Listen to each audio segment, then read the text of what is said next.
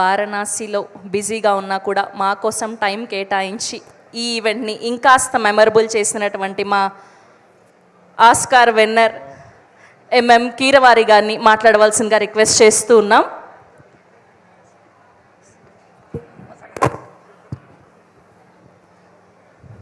Good evening అండి.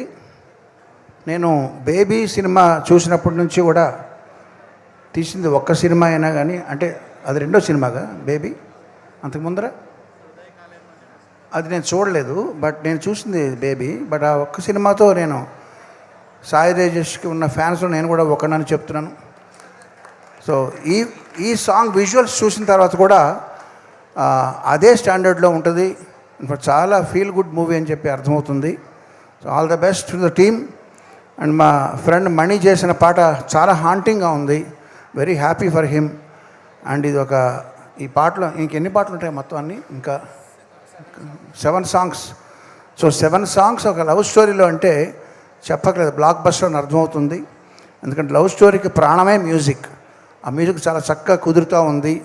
And faces ఆ hero heroine కూడా చాలా ఫ్రెష్గా ఉన్నారు, వాళ్ళ ఎక్స్ప్రెషన్స్ కానీ విజువల్స్ కానీ అన్నీ. I'm wishing all the best to the team and I'm very happy to be here with you. And ఈ ప్రిటెక్స్ట్తో ఇక్కడ నాకు ఒక సర్ప్రైజ్, మన మ్యూజిక్ ఫ్రెండ్స్ అందరినీ కూడా, పాత ఫ్రెండ్స్ అందరినీ కూడా ఇక ఒక వేదిక మీద కలవడానికి చాలా ఆనందంగా ఉంది. ఇట్లా మళ్ళీ మళ్ళీ అందరూ కలుస్తూ ఉండాలని ఆకాంక్షిస్తున్నాను. All the best to you and thank you.